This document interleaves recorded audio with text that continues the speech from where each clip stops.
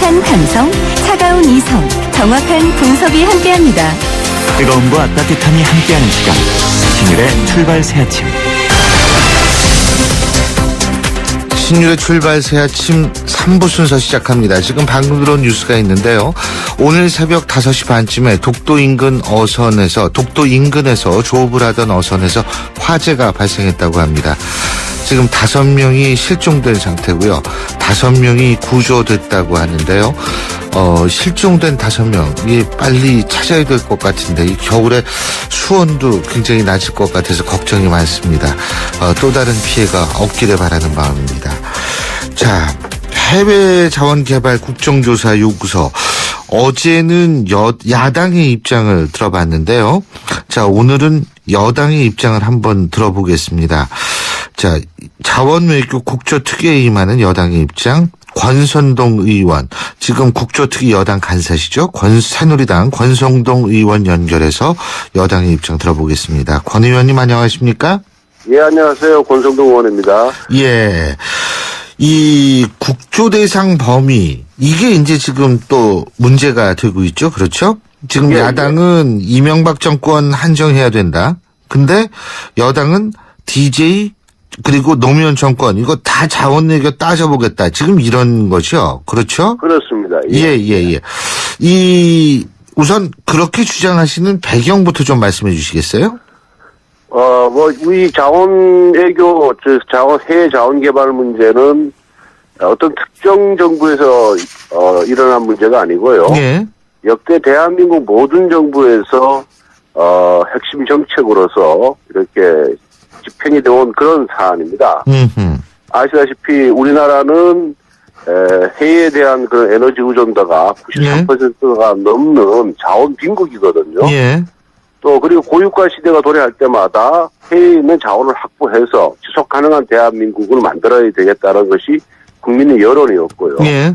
그런 여론의 바탕을 둬서 역대 모든 정부에서 해외 자원 개발에 집중을 했습니다. 예. 그리고 이 해외 자원 개발에 아시다시피 처음에 공기업이든 민간기업이든 간에 우리 정부에 신고를 하고요. 그 다음에 광물이 있는지 없는지 탐사 작업을 거쳐서 개발 단계 그리고 본격적인 생산을 통해서 투자 자금을 회수하는 이러한 프로세스를 거치고 있거든요. 예. 그리고 아시다시피 해외 자원 개발이라는 것이 굉장히 장기간에 걸쳐서 일어나고 있습니다. 즉 이 신고에서부터 생산을 통한 회수까지가 10년 내지 15년, 심지어 20년 정도 걸리기 때문에, 예. 신고는 김대중 정부에 됐다가 또 탐사는 노무현 정부에서, 생산은 이명박 정부에서 또 아니면 박근혜 정부에서 이렇게 장기간에 걸쳐 일어나기 때문에 이 해외 자원 개발을 특정 정부의 사업이라 이렇게 구분짓는 것이 굉장히 어렵습니다. 그렇기 때문에, 또 이것이 무슨 이명박 정부의 만의 특유한 정책, 또 노무현 정부의 특유한 정책이 아니거든요. 예. 그렇기 때문에 이 자원 외교 문제, 즉 해외 자원 개발 문제는 통으로 처음부터 끝까지 다 들여다봐야 문제점이 뭔지, 그리고 우리가 뭘 개선점을 찾아서 우리가 좀 더 효율적으로 또 투명하게 이 해외 자원 개발을 할 수 있을 것인가를 우리가 찾아낼 수 있을 것이다. 저는 그렇게 보고 있기 때문에 예. 굳이 특정 정부만의 문제가 아니고 모든 현 정부의 문제이기 때문에 저희들이 다 보자고 한 것입니다. 근데요, 그 야당 같은 경우에는 이런 주장을 하더라고요. 이 노무현 정권 같은 경우에는 주로 탐사를 많이 치중을 했고, 이명박 정권 같은 경우에는 탐사가 아니라 기존에서 예를 생산에 들면 집중을 했죠. 예. 생산에 생산이 되고 있는 것을 우리가 샀기 때문에 이거는 완전히 다르다라는 얘기를 하고 있거든요. 어떻게 보세요, 그 부분은? 그래서 금융면에서도 굉장히 차이가 많이 나는 것 같더라고요. 예, 중요한 사항을 국민들에게 알리지 않고, 오로지, 지난 정부를 좀 흠집내기 위해서 사실 왜곡해서 지금 설명을 하고 있습니다. 실상은 이렇습니다. 이게 우리가 그 전에 노무현 정부 때는 주로 탐사 위주로 이 자원 외교를 했습니다. 예. 그러다 보니까 여기저기 이제 시추국을 뚫어가지고 탐사를 해봤지만 발견이 잘 안 되거든요. 예. 해외 자원량이 땅 밑 깊은 곳이 있기 때문에 시추국을 뚫을 때마다 석유가 푹푹 쏟아져 나온 다음에 다 돈을 벌 수가 있지 않습니까? 예. 그리고 이게 이제 고위험 고수익 이런 사업인데 그러다 보니까 노무현 정부 초기 때 해외 자원 자주 개발률이 3%였는데 말기에 4%까지밖에 안 됐습니다. 그리고 또 감사를 여러 군데 해봤지만은 성공하는 사례가 별로 없었고요. 예. 그러다 보니 에너지 확보하는 차원에서 이거 문제가 있구나 해서 노무현 정부 마지막 해인 2007년 중반기쯤 제3차 해외 자원개발 기본계획이 수립됩니다. 그때 대한민국 행정부의 관료들이 이렇게 해가지고는 아무 소용이 없겠다. 이제는 생산되는 광구를 집중 매입을 해서 우리 몹시를 좀 키워야 되겠다. 다시 말씀드리면은 대형화를 시키고 전문화를 시켜야 자주 개발률을 높일 수 있는 것이 아닌가 해서 노무현 정부 말기에 이미 기본계획이 수립이 됐습니다. 예. 거기에 따라서 이명박 정부에서도 그 기본계획의 정신이 옳다. 그래서 자주 개발을 높여서 소위 말하는 이 고유가 시대에 우리가 대비를 해야 되겠다 해서 노무현 정부 때 집중 투자를 합니다. 즉 다시 말씀드리면 생산되는 광구를 매입을 해서 우리가 운영권을 갖고 우리가 좀 더 직접 해보고 경험도 쌓고 예. 그리고 자주 개발을 높여야 되겠다 해서 이명박 정부 때 4% 시작 때 4%대 13%까지 올라갔거든요. 예. 그러다 보니까 탐사 위주의 소액 투자를 할 때는 그 소위 말해서 예산이 많이 안 들어갔는데 예. 이미 생산 시설을 갖춰가지고 석유가 생산되는 시설을 집중 매입하다 보니까 투자 액수가 늘어날 수밖에 없거든요. 이거는 정부 정책의 변경에 따른 것이지 무슨 MB 정부에서 대량 투자를 해서 손실을 끼치고 거기서 무슨 개인적인 이익이나 부패를 하기 위해서 한 것은 절대 아닙니다. 그렇기 때문에 그거는 사실관계를 우리가 정확히 인식을 해야 될 거고요.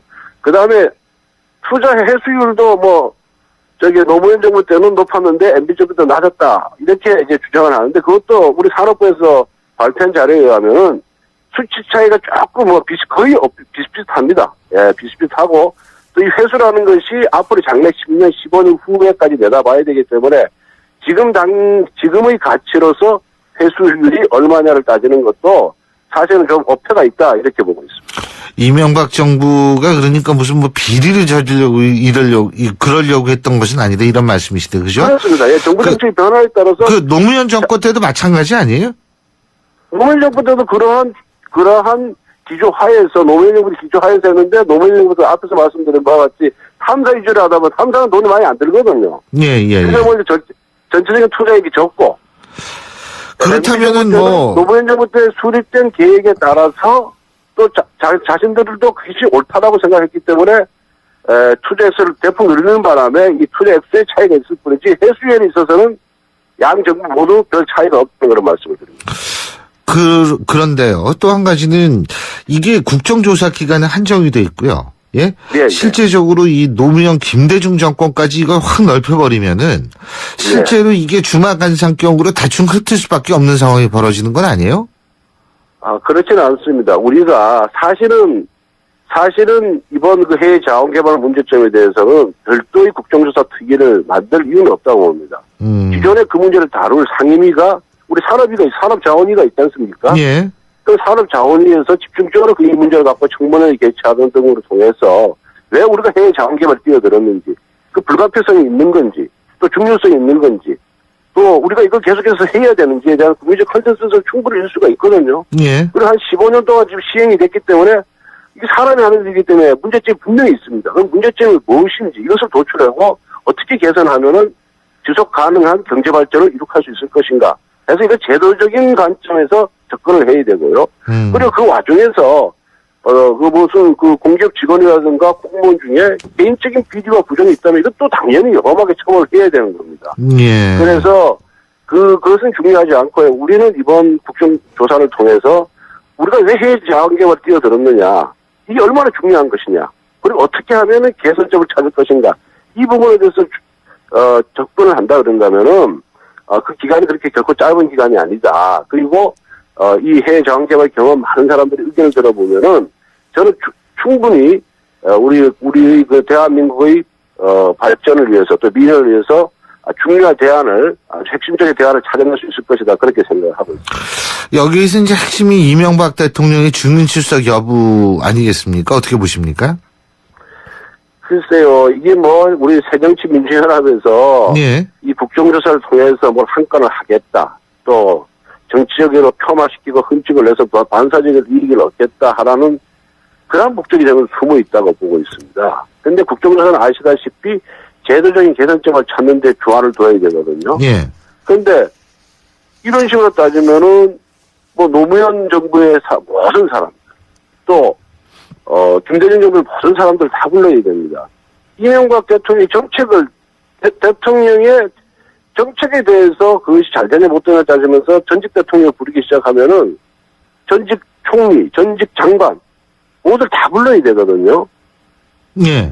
이거는 결코 바람직한 국정조사를 자. 임하는 자세가 아니다. 알겠습니다. 네, 그렇다면은 이렇게 보고 이상득 씨나 박영준 전 차관은 어떻습니까? 증인 채택 문제에 그분들도 있어서. 마찬가지입니다. 일단은 그 국정조사 프로세스가 해당 기관으로부터 이제 업무 보고를 받거든요. 소위 말하는 기간 보고라는 걸 예. 받습니다. 거기서 우리가 뭐가 문제점입니까? 누가 잘하고 잘못했고 누구를 불러야 효율적인 국정조사가 되겠냐라는 것을 우리가 판단을 할 텐데 뭐 지금 미리 그것도 들어보기 전에 이상득, 박영준 이 두 분을 다 불러야 된다라고 이제 주장을 하는 것도 결국 저는 이건 정치적인 공세다. 그래서 이분들이 이 해외 자원개발 업무를 추진하면서 뭘 잘못했는지. 또 그거를 이제 이것도 밝혀야 되는 게 국정조사 아니에요? 잘못 네? 안 했으면 잘못 안 한 대로, 잘못했으면 잘못한 대로. 그죠? 아니, 그런데 지금 우리 국정조사라는 것이 예. 국정조사라는 것이 지금 불러가지고 좀 망신주기식으로 하는 거 아니겠습니까? 그러니까 이미 시작도 하기 전에 이 사람들은 무조건 불러야 되는데 이 사람 없으면 안 된다라고 하는데 이 사람들이 과연 무엇을 잘못했는지에 대해서 야당에서 소명을 해야죠. 예. 소명을 안 한 상태에서 무조건 부른다는 것은 이게 정치공세가 이 사람들이 지금 인격적인 지금 명예훼손까지 갈 수 있는 거거든요. 지금 그러면은 증인을 15년도 자원에게 관련된 한두 명이 아니지 않습니까? 예. 예. 국정조사하기 전에 증인을 채택하면 안 된다. 예, 그 주에 두 사람만은 꼭 해야 된다라고 주장하는지 이 사람들 무슨 잘못을 했는지에 대해서 잘못한 것도 없는데 계속해서 부르면은 잘못한 게 있는지 없는지 밝히는 게 국정조사 아니에요? 그러니까 그것을 어느 정도 소명을 해야 되겠죠. 아무나 부르면 안 되겠죠. 예, 예. 그러니까 예를 들면 예. 국정조사를 하는 과정에서 그럼 증인 채택을 해야 되는 이 말씀이신가요? 그렇죠. 일단 기관보고를 받아보고 꼭 이 사람이 필요한지 아닌지를 우리가 살펴봐야 되겠죠. 예. 그러면 얼마나 지금 사람들이- 현재 증인으로 부를 만한 사람이 있습니까? 그 상태라면? 저는 뭐 많이 있다라고 보고 있습니다. 예를 들면은요? 우선 뭐 해외 자원개발 전문가들이 민간 전문가들 많이 있거든요.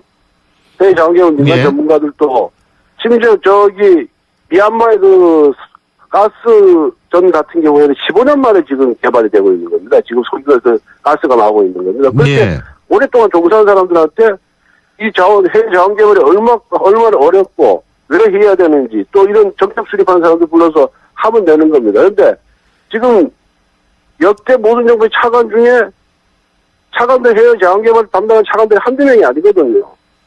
10수명인데 그중에 박영준 전 차관만 부르자고 하는 건지 전 이해할 수가 없습니다. 예. 최경환 경제부총리는 어떠세요? 그것도 마찬가지예요? 같은 앞에서 말씀드린 바와 같이 같은 맥락에서 접근을 해야 된다라고 보고 있습니다. 예. 예, 지난 정부의 산업부 장관이 여러 명이었거든요. 노무현 정부 때도 여러 명이었는데 왜 딱 현직 총리만 현직 장관들만 부르자가 주장하는 거냐? 그런 듯이 주장하고 근데 이제 지난 정부 때 중요한 뭐 거는 제가 한 가지 여쭤보고 싶은 것은 뭐냐면 장관 했던 사람들 다 불러야 된다고 생각하는데 해외 장관만 불러야 된다고 주장하는 건 이게 정치공세가 뭡니까? 해외 자원 개발의 전문가도 중요하겠지만 정책 결정을 할 때 결정 권자도 중요한 거 아니겠어요? 그렇습니다. 예. 그죠? 그러니까 지금 증인으로 불러야 된다라고 얘기하는 사람들은 정책 결정을 하는 라인에 있었던 분들 아닌가요? 그러니까 정책 결정을 했던 사람들이 엄청나게 많지 않습니까? 중요한 건 기본 계획이 중요한데 정부에 있어서 해외 자원 개발 기본 계획이라는 게 있습니다. 그 기본 계획을 수립할 때 이 장관. 그때 누구였었어요, 그러면? 노무현 정부 말기에 산업부 장관이니까 저도 지금 이름 찾아봐야 되겠지만은, 정확히 기억이 안 나고요. 그 다음에, 또 정부 초기에 그 정책을 계승해서 이게 확대하기로 결정한 장관. 이런 장관들이 중요한 거지, 그 계획에 의해서 집행한 것에 불과한 장관들이 중요한 것이 아닌데, 지금 새정치민주연합은 현재 장관을 부르겠다는데, 현재 장관들 있는 사람을. 이제 물론 이분이 예전에 장관을 했기 때문에 지식경제부 장관을 했기 때문에 이제 아마 그런 모양인데. 장관을 한 사람들이 여러 명이지 않습니까? 네, 네.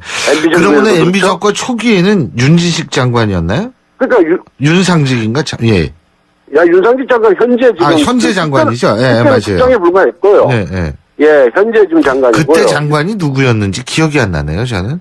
그래서 저도 좀 찾아봐야 될 것 같습니다. 그 초기에 이런 식으로 예. 이렇게 해야 그런 것을 중요도를 따져보고 해야 되는데 무조건 과거 장관했고 현재 장관에서 정치적으로 의미 있는 사람들만 부르겠다는 것은 예. 국정조사를 통해서 뭘 밝혀내고 뭘 제도적 개선점을 찾겠다는 그런 자세가 아니라 저는 그렇게 보는 겁니다. 알겠습니다. 저희가 한번 쭉 지켜보겠습니다. 오늘 말씀 여기까지 듣죠. 고맙습니다. 예. 예, 지금까지 자원외교 국조특위 여당 간사시죠. 새누리당 권선동 의원이었습니다.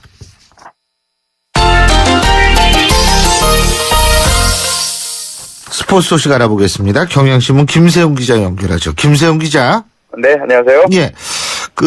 얼마 전에 우리나라 스포츠계를 강타한 승부조작 문제요. 네. 이 사건이 재연될 조짐이 있지요. 네. 예. 그래서 지금 국내 스포츠계가 조금 단속하면서 좀 긴장하고 있는데요. 예.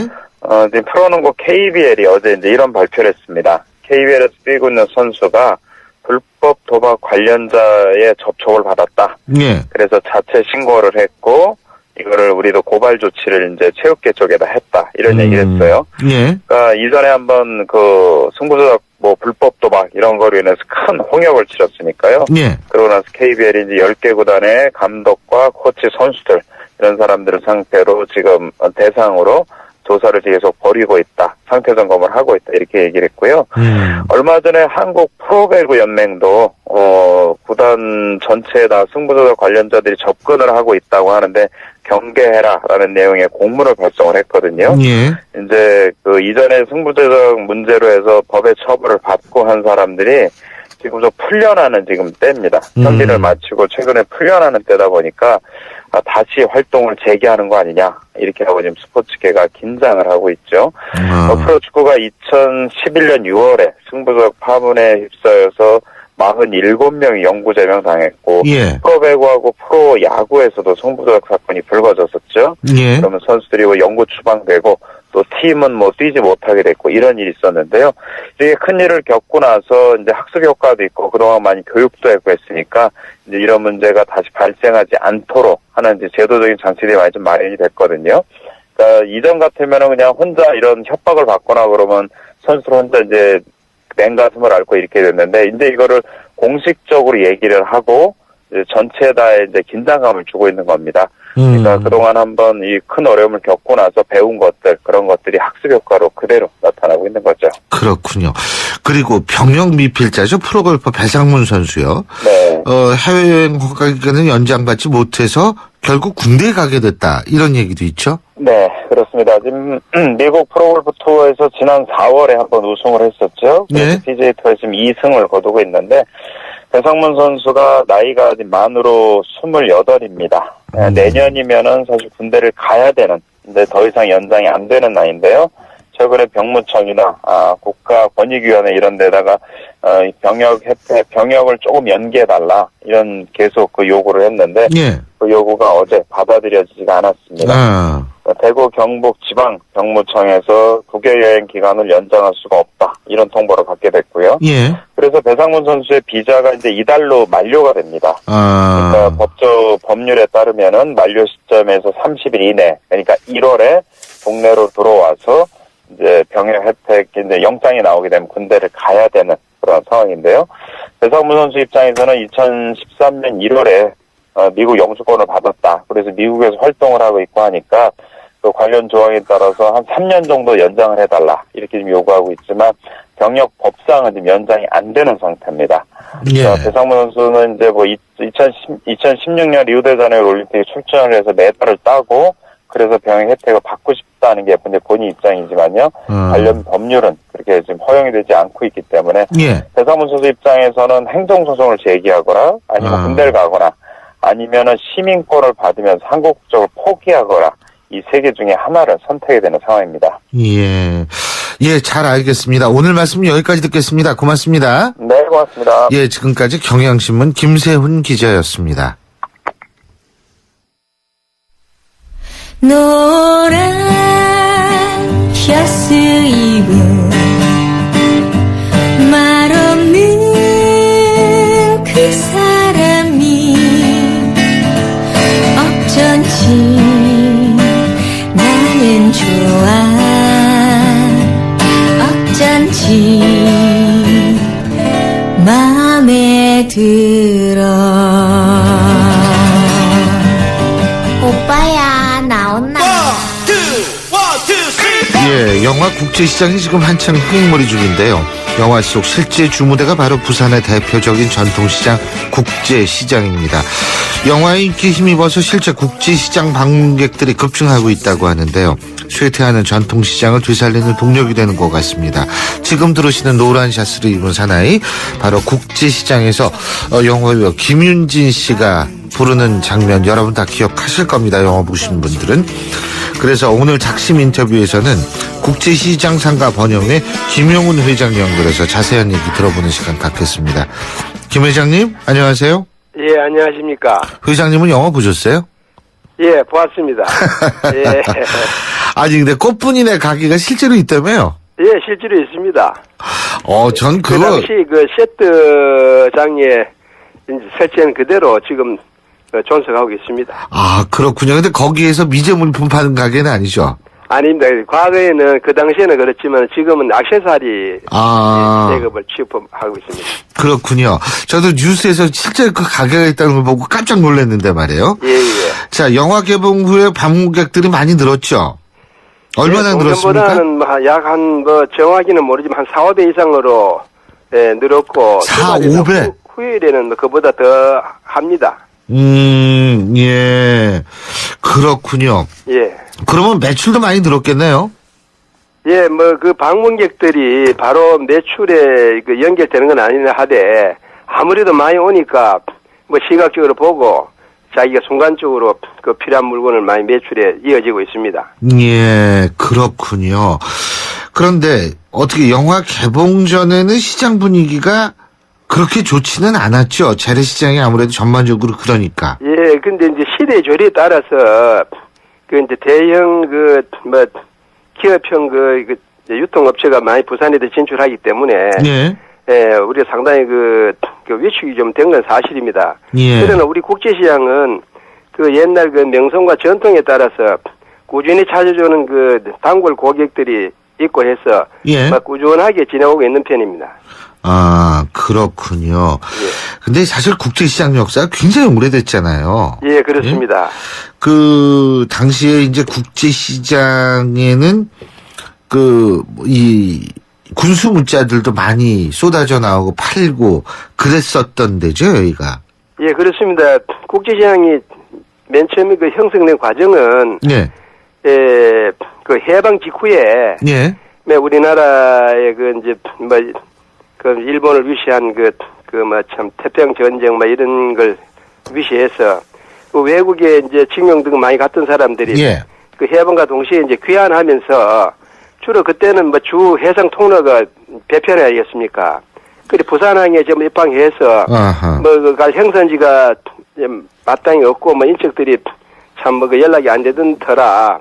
그래서 이제 제일 따뜻하고 그 항구에 가깝고 제일 위치 좋은 이제 우리 중구에 국시장 근처에서 모여가지고 자연적으로 물물 교환식으로 이제 그 상거래가 이루어진 게 시초가 되어서 6.25 사변을 전후해서 본격적으로 이제 이제 국제시장에 이제 형성되어가지고 모든 이제 대편으로 예. 동난 때 필요한 군수 물자 등 이제 항구인 대편으로 들어와서 부산항에서 하역을 하면 국시장을 통해서 전국에 유통이 되고 그랬던 전례가 지금까지 좀 계속 지속되고 있는 편입니다. 예. 그 회장님은 거기서 얼마나 가게를 하신 거예요? 예, 저도 한 40년 됐습니다. 40년이요? 예, 70년대 중반에 이제 창업을 해서 지금까지 이제 지속하고 있습니다. 그러면은 과거 기억을 떠올리셨을 때 국제시장이 가장 번성했을 때 언제라고 보십니까? 예, 국제시장의 변성은 막 그 시장 형성되고부터 계속해서 모든 구매 판매 이제 물품들이 국제시장에서 형성됐기 때문에 그때부터 한 90년대까지 그러면 50년대, 60년대, 70년대, 80년대까지 한 90년대 IMF 이전까지는 아주 경기가 좋았습니다. 전국적인 시장으로서 명성이 있었고 활성화됐었죠.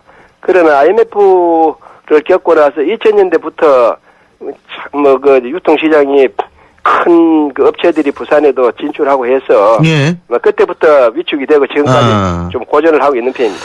근데 거기 실제로 그 영화처럼 이북에서 내려와가지고 장사하시는 분들이 많으세요? 국제시장에? 예, 과거에는 참 대다수가 이북 시장명들이고 그랬군요. 외지분들이 와서 참 이식주를 거기서 해결하고 그냥 참 장사에 전념을 하고 이제 있었는 게 사실이었습니다.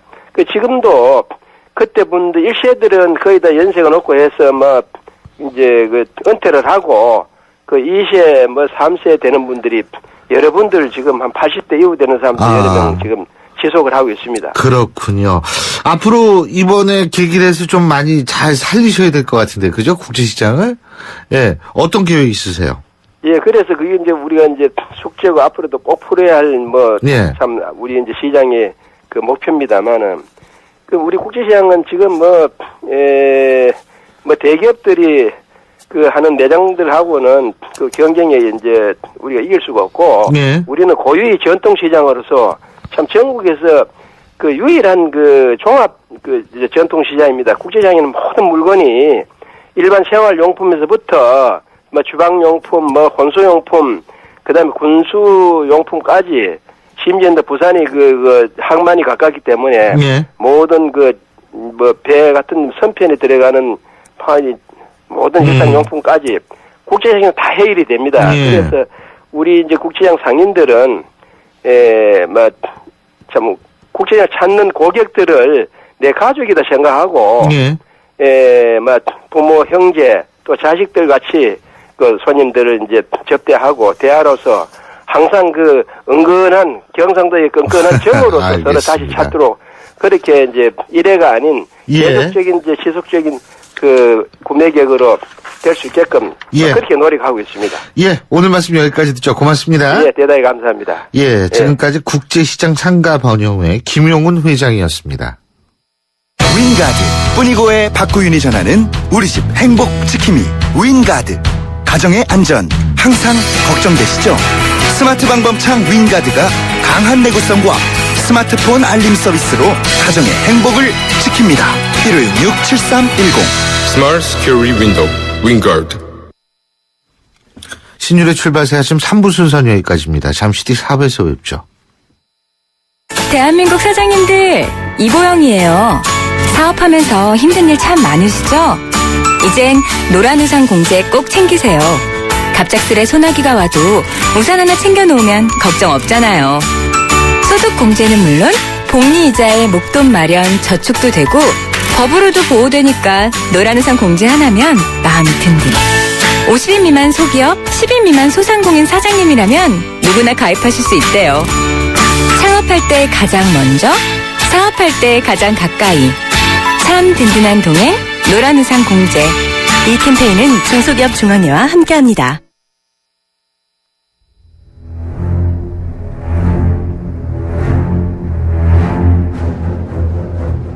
백형사의 사건의 재구성.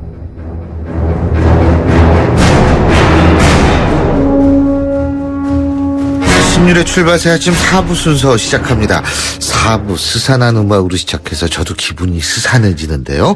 자, 여러분도 잘 아시다시피 매주 화요일 날 수서경찰서 전 강력팀장이셨죠? 백희종 팀장님과 함께하는 바로 사건의 재구성 시간인데요. 자, 오늘도 백희종 팀장님 나와 계십니다. 안녕하세요. 네, 안녕하세요. 근데 여러 가지 진짜 사건들이 많았는데 말이에요. 네. 우리 백 팀장님이 또 제일 관심이 있는 건 아니지만, 이 수술대 환자가 올라가 그러니까요. 있는 사진, 이거 네. 있잖아요. 네. 야, 이거 진짜 좀 저도 충격이었어요. 이게 수술하는 사람 입장에서 볼 때는 그렇죠. 어떤 수술이든 굉장히 큰맘 먹고 수술을 하는 건데. 그렇죠. 예? 또 환자나 가족들 입장에서는 그렇죠. 굉장히 정말 어떤 우려되는, 염려되는 그런 건데 예. 사실 이번에 지금 교수님 말씀하시는 내용은 강남 성형외과에서 일어났던 거거든요. 네.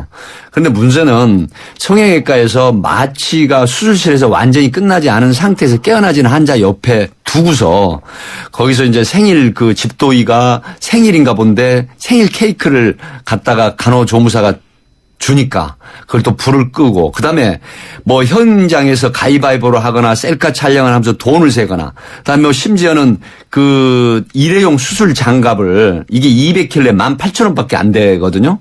근데 이거를 갖다가 말려가지고 재사용하는 그런 형태의 모습을 보이고 또 의사가 간호사를 뒤에서 백허그하는 이런 프리허그 백허그하는 이런 형태. 그러면 가족들이 안에 없는 폐쇄적인 공간에서 그냥 간호사하고 의사가 어떤 생명 윤리 의식이 전혀 없는 것처럼 보이는 형태의 모습이 보였잖아요. 예. 근데 가족들은 모르는 상태에서 환자는 또 마취돼 있으니까 세상 모르고 지금 누워 있는 건데 이 옆에서 이런 형태를 하고 그다음에 만약에 수술 도구나 또 어떤 수술 집게를 만약에 관련된 손으로 만지거나 하게 되면 감염이나 이 돼서 또 폐혈증 증세 같은 게 나올 수도 있는 이런 형태인데 사실상 얼마 전에 22일 날이죠. 중국 웨이보에서 크게 보도가 돼가지고 아마 화제가 됐었는데 우리나라에서도 중국 사람들 이게 왜 의사가 수술실에서 이러냐 하는데 수술 도구를 가지고 셀카 촬영하고 수술 중에 이것만 가지고도 난리였었는데 지금 우리나라 강남의 제2성형외과에서는 이보다 더한 행태가 벌어져 버렸거든요. 예. 사실상 전국에서 방학을 맞이해서 성형수술이라든가 관련된 그런 질환에 대한 수술을 할 사람이 굉장히 많은 상태에서 이런 일이 또 밝혀지니까 SNS상에서 난리고 인터넷에서 와글와글하고 지금 비난 검색어라고 저는 표현을 했습니다만 비난 검색어 1위에 지금 등극하는 이런 일이 벌어지고 있습니다. 그렇죠. 근데 이건 사실은 의료 사고라고 볼 수는 없죠, 이거는. 네네. 의료 사고는 아니죠. 경찰이나 검찰이 손을 댈 만한 수사를 할 만한 사안은 아니지 않습니까? 경찰에서 수사를 하게 될 상황은 아니지만 네. 보사부라든가 관련 보건소에서 지금 이게 워낙 시끄럽게 돼버리니까 상세한 조사를 해라고 지시가 내려서 지금 조사를 하고 있는데 예. 사실상은 이게 이제 의료법 66조 1항 정확하게 말씀드린 1호에 부적절한 진료 행위에 대해서는 1년 이내에 한해서 면허 정지를 할 수 있는 행정처벌이 가능하고 예. 만약에 이 피해자가 이런 사실을 알게 돼서 환자 가족들이 민사상 손해배상을 제기를 하게 되면 이 형태가 어떤 형태로든 피해가 있었다라고 인정이 될 때는 민사 책임도 있고 또 형사적인 문제는 만약에 이후에 감염이라든가 이런 일로 인해서 그런 게 있으면 업무상 가실치상 이런 형사사건도 비하가 될 수 있는 이런 형태가 되는 범죄인데 매너리즘에 빠져버리는 이 간호사라든가 특히 의사가 수술실에서 이런 일을 했다 벌였다 이런 행태는 정말 비난받아 마땅한 것 같습니다. 예, 그렇군요. 그리고 사실은 유사한 사건이 좀 있었나요? 예, 있었습니다. 지난이 아니고 작년 2013년 10월쯤인데요. 예. 서울 모 대학병원입니다. 근데 이게 이분이 의사인데 마취통증의학과 의사하고 본인이 심장 수술을 하는 4세된 여아입니다. 이걸 수술실에서 전신 마취를 해놓은 상태에서 흉부외과 의사인데 예. 이제 본인이 선택하는 튜브로 삽관을 해서 수술을 하자. 그런데 이제 마취통증의학과 의사하고 의견 차이가 있어가지고 4개월 된 여아를 수술대 위에 올려놓고 집도의가 의견이 맞지 않는다고 이걸 밖으로 나가버렸어요. 수술을 하지 않겠다. 그리고 더군다나 레지던트에게 뭐라고 얘기를 했냐면 내가 이경련이 나서 수술을 못하겠다. 이렇게 거짓말 시키고 그러고 나가버렸단 말이죠. 예. 이제 이게 문제가 돼가지고 결국은 처벌이 굉장히 약하게 받았죠. 정직 1개월만 받았는데 사실상은 이 행위가 1년 이내에 면허 정지에 해당하는 예. 것임에도 불구하고 원정주의에 입각한 정말 그 아주 낮은 처벌을 받았죠. 예. 중국에서는 결국 셀카 촬영 수술 중에 한 건만 가지고도 의사 하나가 해임됐고 예. 나머지 의사는 감옥 처분 받았는데 4세 여아를 전신 마취를 시켜놓고 이게 지금 수술 시작도 하기 전에 의견 차이로 밖으로 나가버렸다 하는 건 이건 너무 정말 지나친 이거는 사실은 네. 그러니까 이 직업윤리 이전의 문제. 인간으로서 할 도리가 아니지 않습니까? 그렇죠. 4개월 된 근데 이게 왜 여아를 이렇게 놔두고. 반복이 되는지는 모르겠어요. 그러니까 이제 뭐 제가 전에 한번 말씀드렸던 히포크라테스 선서까지는 얘기할 필요 없다고 하셨는데 맞습니다. 사실상 의사가 되기 위해선 히포크라테스 선서를 하지 않습니까? 예. 근데 그런 어떤 윤리의식, 그다음에 생명 경시하는 풍조가 의사임에도 이런 분들이 극히 일부분이겠죠. 하지만 이런 의사들이 있다는 것에 굉장히 경악하고 놀라움을 금치 못하는 거는 많은 국민들이 정말 의사라고 하면 그 사자 달린 의사에 대해서 굉장히 존경과 또 신뢰를 주고 있지 않습니까? 예. 그럼에도 불구하고 이런 존경과 신뢰를 저버리면 전체 의사, 대다수의 의사분들도 같이 욕을 먹는다는 안타까운 현실이 되는 것이죠. 예. 안타깝습니다. 그렇죠. 진짜 안타까운 현실인데 뭐 정말 훌륭한 의사들도 많습니다. 그러면 정말 그러니까 많죠. 존경받고 신뢰받는 분들이 많지 않습니까? 뭐 제 중학교 동창인데 네. 그 친구도 이제 의사인데요.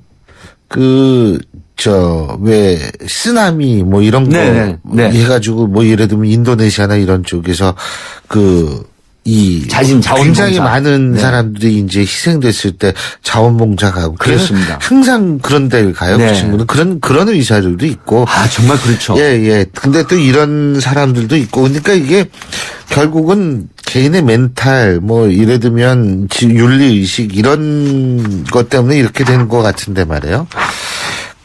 그리고 어제 네. 우리 백 팀장님이랑 저랑 방송하다가 속보가 뜬 건데 바로 70대 여성 할머니 이 살해 혐의로 받고 있는 피의자 정영근이 네. 저녁에 붙잡혔죠. 근데 네네. 어제만 하더라도 속보가 막 떴을 때라서 어떻게 잡혔는지 몰랐는데 예. 지금 정영근은 이제 공개 수배가 돼가지고 이 사람이 신림동에서 숨어 있다가 을지로로 이동을 해서 자기 동생 체크 카드. 그러니까 체크카드는 애청자분들이 아시지만 돈이 없으면 사용하지 못하는 건데요. 예. 이 체크카드를 동생 명의의 체크카드를 가지고 을지로 5가에 있는 공원 주변에서 마트에서 사용을 했습니다. 그리고 이제 노숙인 2명하고 3명이 같이 소주와 막걸리를 마시는데 인근의 편의점에서 이걸 샀는데 기희 그물망식 수사라 그래서 그 사용한 카드나 사용 예상이 되는 카드에 대해서는 다 브레이크를 걸어놨거든요. 그게 떠가지고 그 사람 정영근이의 친인척 카드를 모든 그 망라에서 그래서 이게 이제 이 4대 이제 포착이 됐죠.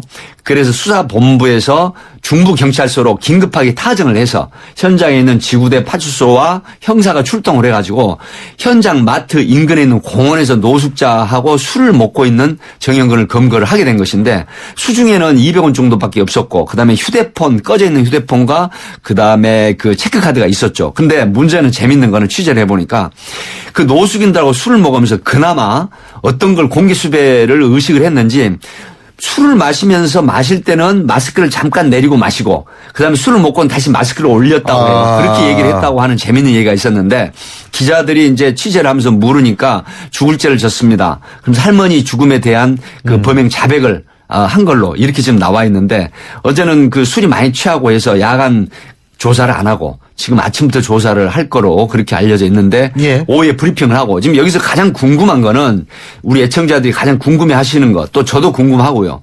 도대체 범행 동기가 뭐냐. 71살 먹은 할머니에 계획이냐 대해서 우발이냐. 네. 계획이냐 우발이냐 아니면 또 다른 어떤 채권 채무냐 아니면 또 다른 어떤 숨겨진 스토리가 있느냐 이건데 지금 예상은 채권 채무 관계도 가장 유력하지만 지금 노인들 성폭행 부분이라든가 치정 부분이 있습니다. 보도가 안 되고 피해를 입어도 신고 안 한 부분이 있는데 지금 혹여나 이런 그 우발적인 살인도 배제를 못하고 있는 게 지금 유인을 했거든요. 사실상 그 잔치집이 없음에도 불구하고 잔치집을 가자고 가져오게 얘기하고 고운 옷을 입고 나왔는데 CCTV에 포착된 걸 보면 서로 장난도 하시고 그다음에 팔짱을 끼고 걸어가신단 말이죠.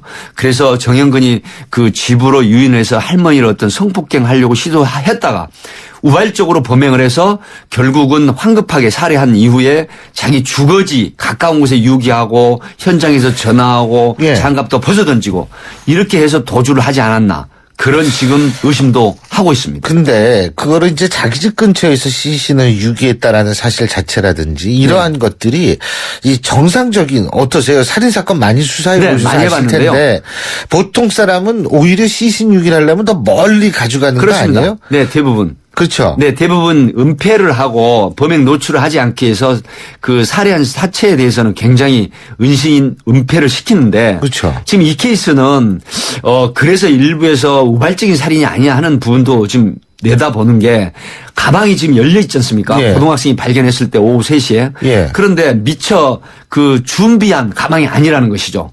열려 있다고 하고 가방이 적은 거는 그 안에 시신을 담기는 좀 부족한 가방이었거든요. 그리고 그 현장의 주거지에서 그다지 멀지 않은 곳에 시신을 유기하고 그런 여러 가지 측면으로 봤을 때는 본인이 미리서 오래전부터 계획한 범행은 아니다. 그다음에 문제는 다음 날. 예. 따님과도 그 피해자의 따님과도 아는 사이인데 따님이 다니는 교회에 가고 따님이 운영하는 그 포차 식당에도 가서 식사하고 술도 먹었단 말이죠. 근데 이 부분을 보면은 굉장히 좀 어리숙하면서도 한편으로는 본인 입장에서는 치밀하게 생각한 것 같아요. 외곽에서 보거나 수사를 전문으로 한 사람들이 볼 때는 아주 허술한데 그거는 수사가 어느 정도 진행이 되느냐 혹시 내가 의심을 받고 있지 않나는 정탐을 하러 간 그런 심리거든요. 아니 근데요. 그 사람이 예를 들면은 그 시신을 유기하고 걸어 나오면서 전화까지 태어나게 하는 그런 네. 모습도 CCTV에 네, 잡히지 않았습니까? 네. 그런 걸 보면 이 제정신이 아닌 사이코패스 아니에요? 그런데 물론 지금 프로파일러가 투입이 될 건데요. 네. 사이코패스는 아닌 걸로 지금 분석이 되고 있습니다. 왜 그러냐면 범죄를 우발적으로 했을 때 당황해서 미처 도피를 할 여력이 많지 않고 또 단순 무지하다고 저는 분석을 했었는데 사실상 지금 체포된 상태도 보면 단순 무지한 것 같아요.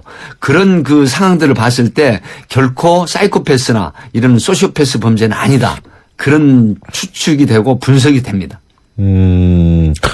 근데 항상 팀장님께서 말씀하시는 것이지만 살인 사건의 상당수는 이 면식범에 의해서 네. 이루어진다 그러죠. 거의 프로테이지로 말씀을 드리면 아주 특별한 경우 외에는 한 60에서 70% 정도가 다 면식이나 지인 간에 일어나는. 그러니까 사기라든가 살인사건이라든가 추정은 얘기할 것도 없이 물론 지인이고요.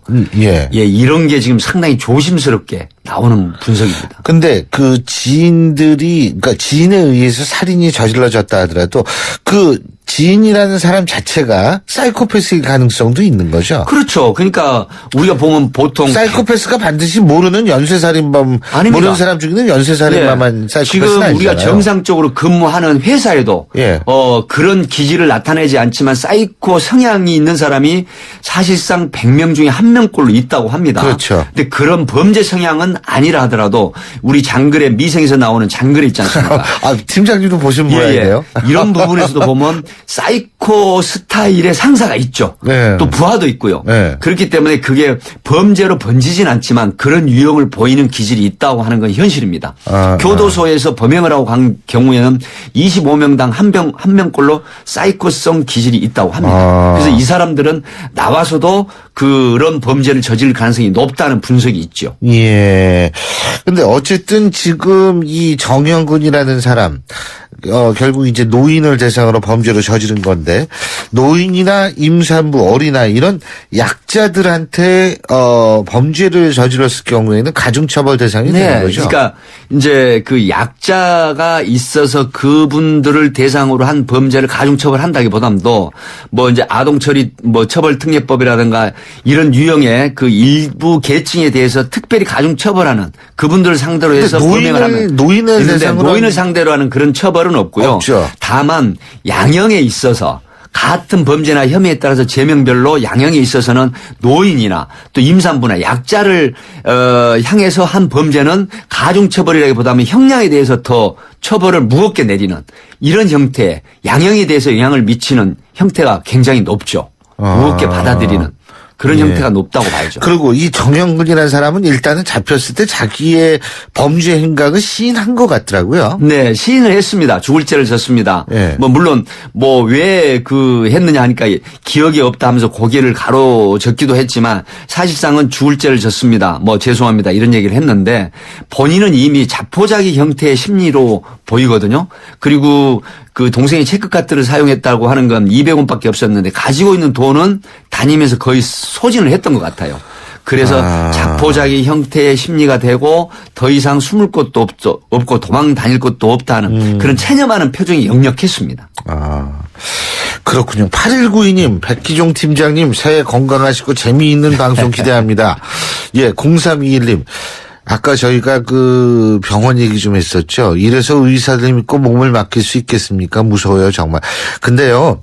또 상당수의 의사분들은 굉장히 좋으신 분들이 많습니다. 네, 거의 대부분의 예, 의사분들이 그렇죠. 훨씬 좋고 맞습니다. 존경받을 만하시죠. 그럼 우리가 살다 보면 다 이상한 그렇습니다. 사람이 있어요. 나쁜 아니, 사람 교수 사회도 있고. 이상한 사람이 있고 다 있어요. 그거는 예. 우리 백기종 팀장님 오늘 말씀 여기서 드리겠습니다. 고맙습니다. 네, 감사합니다. 안녕히 계세요. 예, 지금까지 수서경찰서 전 강력팀장이셨죠. 백기종 팀장과 얘기 나눠봤고요. 신율의 출발 새 아침 오늘 순서는 여기서 모두 마무리하겠습니다. 저는 내일 아침 7시 15분에 다시 찾아뵙죠. 고맙습니다.